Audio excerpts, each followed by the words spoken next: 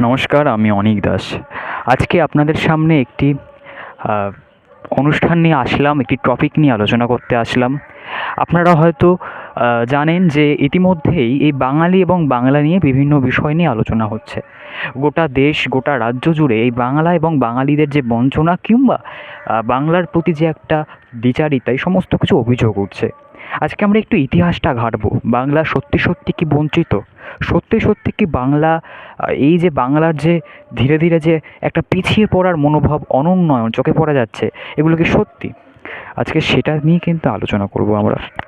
বাংলা এবং বাঙালি, এই ক্ষেত্রে কিন্তু সেটা একদমই আলোচনার বিষয়োচ্চ বিষয়। এবং একাধিক আমরা দেখেছি যে বাংলা নিয়ে বিভিন্ন সময় বিভিন্ন বিতর্ক হয়েছে।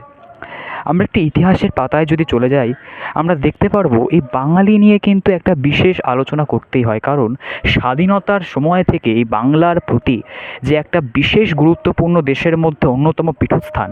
এমনকি ভারতবর্ষের যদি স্বাধীনতার পর 1947 সালে যে 15ই আগস্ট স্বাধীনতা আমাদের দেশ লাভ করলো, আগামী পরশুদিন তার বর্ষপূর্তি, সেই 1947 সালের 15ই আগস্টের যে স্বাধীনতা, তার জন্য যদি বলতে হয় সবচেয়ে যে রাজ্যের বেশি করে অবদান থাকবে, সেটা হচ্ছে আমাদের বাংলা। অর্থাৎ এই বাংলার কৃতিত্ব এবং শ্রেষ্ঠত্ব এবং বাংলার যে বীরত্ব সমাজ, বাংলার যে একটা বিরাট একটা ভূমিকা স্বাধীনতার প্রাক্কালে, সেটা কিন্তু একদম বিরাট একটা আকারে একটা পরিলক্ষিত হয় আমাদের সামনে। কিন্তু সত্যি সত্যি এত বছর চলে গেলেও আমরা বাংলা কেন এত বঞ্চিত? কেন আমাদের বাংলাকে এত ছোট চোখে দেখা হয়? সত্যি কি এখন সেটা হচ্ছে? আমি তো মনে করি, ইতিহাসের দিকে যদি তাকাই তাহলে দেখা যাবে যে বাংলার প্রতি যে বঞ্চনা কিংবা বাংলার প্রতি যে দ্বিচারিতা, সেটা স্বাধীনতার পর থেকেই লক্ষণীয় বিষয়। 1947 সালের পরে যখন প্রধানমন্ত্রী পদে বসলেন জওহরলাল নেহেরু, সেই সময় থেকে কিন্তু বাংলার প্রতি একটা অবিচার চোখে পড়ার মতন ছিল। কারণ যখন 1947 সালে যখন দেশ ভাগ হলো, এবং দেশ ভাগ হওয়ার পর যখন পাকিস্তান এবং পূর্ব বাংলা রূপে একটি দেশ, পূর্ব বাংলা নিয়ে পাকিস্তানের সঙ্গে পূর্ব বাংলা পড়লো, এবং পূর্ব বাংলা পাকিস্তানের মধ্যে গেল এবং পশ্চিম বাংলা ভারতবর্ষের মধ্যে আসলো। দুটি দেশ পৃথক রাষ্ট্র গঠন হলো, একটা পাকিস্তান এবং একটা ভারত। এই পাকিস্তানের মধ্যে পড়া যে পূর্ববঙ্গ, অর্থাৎ পরবর্তীতে যে দেশ আবার তারা টুকরো করে স্বাধীন হয়েছিল 1971 সালে 16ই ডিসেম্বর, সেই বাংলাদেশ এখনকার দিনে বর্তমানে যে বাংলাদেশ, তৎকালীন পাকিস্তানের মধ্যে ছিল পূর্ব বাংলা। সেই যখন দেশ ভাগ হলো, অর্থাৎ ভারত ভাগ হলো, এবং ভারত ভাগ হয়েছে পাকিস্তানের মধ্যে পূর্ব বাংলাটা পড়লো, সেই পূর্ব বাংলা লক্ষ লক্ষ মানুষ তারা কিন্তু উদ্বাস্তু হয়ে, তারা ভূমি মাটি হারিয়ে কিন্তু আমাদের এই পশ্চিম বাংলায় চলে আসলো।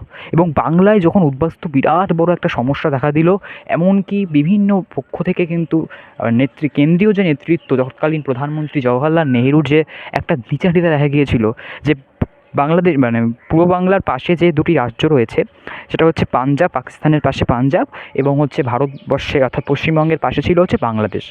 এই পাকিস্তানের পাশে যে পাঞ্জাব এবং পশ্চিমবঙ্গের পাশে যে বাংলাদেশ ছিল, সেই বাংলাদেশ এবং পাকিস্তানের এই দুরকম দ্বিচারিতা দেখা গিয়েছিল। পাকিস্তান থেকে আসা বিভিন্ন মুসলিমরা বা বিভিন্ন উদ্বাস্তুরা, বিভিন্ন মানুষরা, তারা কিন্তু সহজেই তারা সমস্যার সমাধান জওহরলাল নেহরুর সরকার সে সময় করেছিলেন। কিন্তু এটা খুব একটা উল্লেখযোগ্য বিষয় যে যখন বাংলাদেশ থেকে অনেক উদ্বাস্তু যখন পশ্চিমবঙ্গে আসলো, এবং পশ্চিমবঙ্গের অবস্থা তখন বিরাট খারাপ হয়ে উঠলো, অর্থনৈতিক দিক থেকে শুরু করে, খাদ্য থেকে শুরু করে, শিক্ষা, স্বাস্থ্য একদম পুরোপুরি ভেঙে যেতে লাগলো। অর্থাৎ সেই সময় এতটাই মানুষের যে জনবিন্যাস যে এতটা বেড়ে গেল এক লাফে, সেটা কিন্তু সত্যি সত্যি একটা একটা আঘাত এনেছিল। সেই সময় জওহরলাল নেহরু কিন্তু বাংলার প্রতি যে একটা তার যে কঠোর মনোভাব, সেটা কিন্তু প্রকাশ পায়নি। বাংলার ক্ষেত্রে তিনি কিন্তু বারবার দ্বিচারিতা দেখিয়েছেন।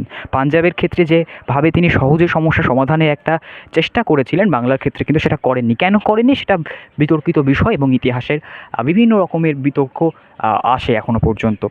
এরপর থেকে বাংলার প্রতি যে বঞ্চনা, সেটা আরও শুরু হলো। কিন্তু বাংলার নেতা নেতৃত্ব সব কিছুই কিন্তু বাংলা থেকে ভালো পরিমাণেই গিয়েছে। ইন্দিরা গান্ধীর আমলে যখন বাংলা থেকে প্রণব মুখোপাধ্যায় গেলেন, একাধিক মন্ত্রক সামলেছেন তিনি। 2004 সালে যখন প্রণব মুখোপাধ্যায়কে প্রধানমন্ত্রী হওয়ার দৌড়ে তিনি ছিলেন, কংগ্রেসের একদা একটা সৈনিক এবং প্রবিষ্ঠ নেতা, তিনি কিন্তু প্রধানমন্ত্রী হতে পারেননি। সেখানেও কিন্তু বাংলা বঞ্চিত লাভ করেছে। ইতিহাসের পাতা ঘাঁটলে দেখা যায় যে কেন বাঙালি প্রধানমন্ত্রী, কেন একসময় বাঙালি প্রধানমন্ত্রী হওয়ার একটা সুযোগ ছিল জ্যোতি বসুর, কিন্তু সেই সুযোগটাও জ্যোতি বসু তার যে দল সিপিএম সেটাই কিন্তু তারা নষ্ট করেছিল। অর্থাৎ বাঙালি প্রধানমন্ত্রী সে সময়ও হয়নি। 2004 সালে মনমোহন সিং 2004 সালে যখন মনমোহন সিং প্রধানমন্ত্রী, যখন সোনিয়া গান্ধী নির্দেশ দিলেন যে পাঞ্জাবের কংগ্রেসের সেই প্রবিষ্ঠ নেতা, শিক্ষিত অর্থনীতিবিদ বলা যায়, অর্থমন্ত্রী ছিলেন যিনি, তাকে যখন প্রধানমন্ত্রী হওয়ার যে ভার দিলেন সোনিয়া গান্ধী, এটা কিন্তু প্রণব মুখোপাধ্যায়ের ক্ষেত্রে একটা বঞ্চনা হয়েছিল। প্রণব মুখোপাধ্যায়ের ক্ষেত্রে কিন্তু সেটা এটা বিশ্বাসঘাতকতা হয়েছিল যে প্রণব মুখোপাধ্যায় কংগ্রেসকে এতটা শক্ত করে ভালোবেসেছিলেন, তাকে কিন্তু বঞ্চিত করা হয়েছে। এবার এখানে বিতর্ক আসতে পারে যে কেন বাঙালি প্রধানমন্ত্রী কেউ হতে দেয় না। এর একটাই কারণ হতে পারে, কারণ বাংলা ভাষা কিংবা বাঙালির যে সর্বাত্মক যে সারা দেশে যে বাংলা ভাষাটা কিংবা বাঙালি যে একটা বিতর্কিত বিষয় রয়েছে, সেটা কিন্তু এখনও পর্যন্ত গোটা দেশ জুড়ে ঝড় তোলেনি। এবং একই সঙ্গে 2004 সালে মনমোহন সিং প্রধানমন্ত্রী হলেন, কিন্তু অবশ্যই প্রথমবারের জন্য রাষ্ট্রপতি আমরা পেয়েছিলাম 2012 সালে প্রণব মুখোপাধ্যায়কে, বাঙালি প্রথম রাষ্ট্রপতি প্রণব মুখোপাধ্যায়। এই যে বাঙালির প্রতি যে বর্তমানে অভিযোগ উঠছে যে বাংলা বঞ্চিত, বাংলা কর্মসংস্থান থেকে শুরু করে বাংলার যে বিভিন্ন টাকা আটকে রেখে, এগুলো বিতর্কিত বিষয়। কেউ বলে দুর্নীতির জন্য, কেউ বলে রাজনৈতিক ষড়যন্ত্র, এই সমস্ত কিছু তো রয়েছেই। কিন্তু সব থেকে একটা বিতর্কিত বিষয় যে বাংলার মানুষ তো বঞ্চিত হচ্ছে। এই যে এই মুহূর্তে যে বাংলাভাষীদের প্রতি অত্যাচার যেটা বলা হচ্ছে প্রত্যেকটা সময়ে, আমরা যদি খেয়াল করি ইতিহাসের পাতা ঘাটলে, এই যে এই বাংলা ভাষাটা কিন্তু আমাদের একটা বিরাট বড় মাতৃত্বের বিষয়। এই যে বাংলা ভাষা আমরা এত গর্ববোধ করি, কারণ একটাই কিন্তু হতে পারে, কারণ বাংলাকে আমরা ভালোবাসি, এই বাঙালি ভাষাকে আমরা ভালোবাসি। আজকে যে আমরা শুনতে পাচ্ছি যে বাঙালি নাকি কোনো ভাষাই নয়, বাংলা নাকি কোনো ভাষাই নয়, এটা কিন্তু একটা বিরাট বড়, বলবো আমি, এটা একটা ভুল। এবং এরা মন্তব্য করছেন, একটা মানে সত্যি বলছি, সার্কাসের জোকারের মতন মন্তব্য করছেন তারা। বাংলা ভাষা ছিল, অতীতেও ছিল, বর্তমানেও আছে, ভবিষ্যতেও থাকবে। বাংলা ভাষার মধ্যে যে সমস্ত রবীন্দ্রনাথ ঠাকুর এত বাংলা ভাষায় এত গল্প লিখেছেন, এত কবিতা লিখেছেন, এত নাটক লিখেছেন, এত সব কিছুই বাংলা ভাষায় তিনি লিখেছেন। এমনকি যখন 1893 সালে যখন শিকাগোতে গিয়ে স্বামী বিবেকানন্দ তিনি হিন্দু ধর্মে যে প্রচার করেছিলেন, ইংরেজিতে ভাষণ দিয়েছিলেন, সে সময় রবীন্দ্রনাথ ঠাকুর কিন্তু একটু রুষ্ট হয়েছিলেন। তিনি বলেছিলেন, কেন শুধু শুধু বাংলার ছেলে হয়ে, বাংলার বীর সন্তান হয়ে কেন শুধু শুধু ইংরেজিতে বলছো, বাংলাতে বলো।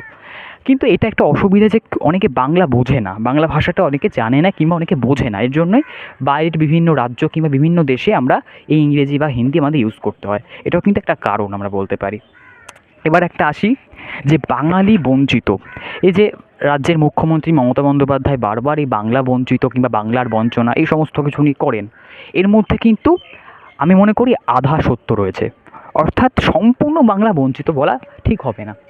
এই যে বিভিন্ন ক্ষেত্রে যে টাকা আটকে রেখেছে, এটা রাজ্যের শাসক দলের ক্ষেত্রে বলা হয় যে রাজনৈতিক বঞ্চনা করা হচ্ছে, ষড়যন্ত্র করা হচ্ছে, বাংলাকে ভাতে মারার চেষ্টা করা হচ্ছে, কারণ তারা বাংলার মানুষ ভোট পায় না বলে।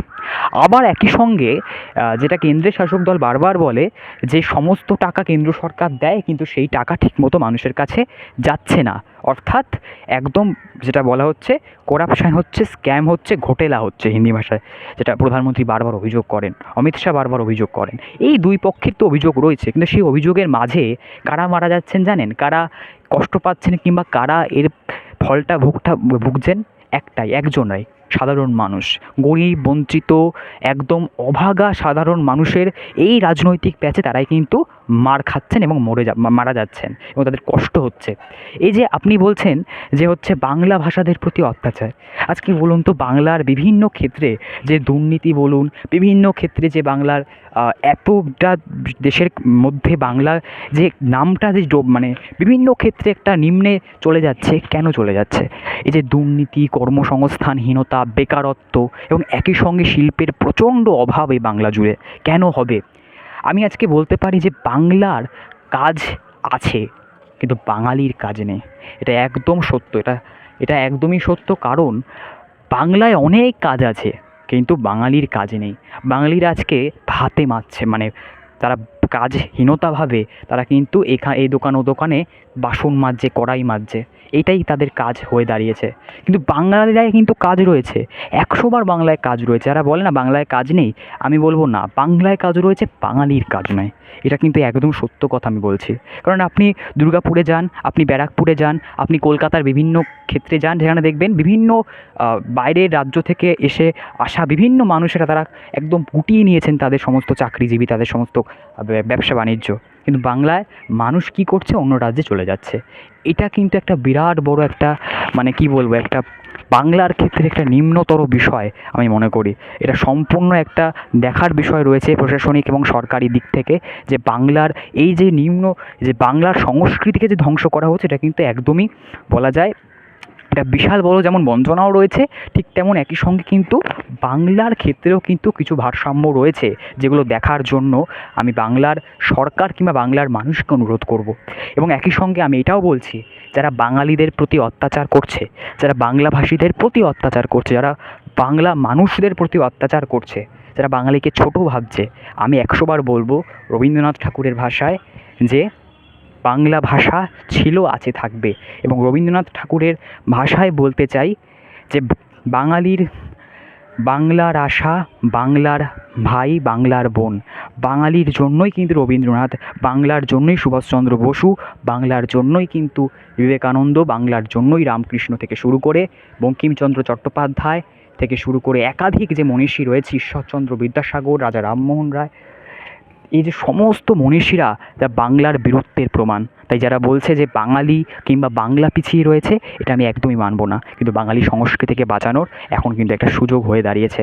আমরা এখন যদি একসঙ্গে যদি লড়ি, আমরা একসঙ্গে জোটবদ্ধভাবে না থাকি, কিংবা আমাদের সংস্কৃতিকে ধ্বংসের মুখ থেকে যদি না বাঁচাই, এবং আমাদের বাংলা স্টেটে, পশ্চিমবঙ্গ, ওয়েস্ট বেঙ্গলে যেন কাজ সৃষ্টি না করতে পারি, কর্মসংস্থান না তৈরি করতে পারি, তাহলে কিন্তু এই ভাষা আমরা শুনবো, কিন্তু সেই ভাষার বিরুদ্ধে আমাদের লড়াই করতে হবে। এই অন্যায়ের ভাষার বিরুদ্ধে আমরা এক হয়ে লড়াই করব।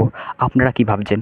বঙ্গ অনেক পাঁচ মানেই বাংলার কথা, বাংলার ভাষা, বাঙালির আবেগ, বাঙালির ভরসা। তাই বাংলার ভরসা, বাঙালির আবেগ নিয়ে আপনারা দেখুন এই বঙ্গ অনেক পাঁচ। এবং একই সঙ্গে বলবো, একটা অনুরোধ করব হাত জোড় করে, সাবস্ক্রাইব করবেন আমার এই চ্যানেল, এবং একই সঙ্গে আমার চ্যানেলে লাইক দেবেন এবং শেয়ার করবেন প্লিজ।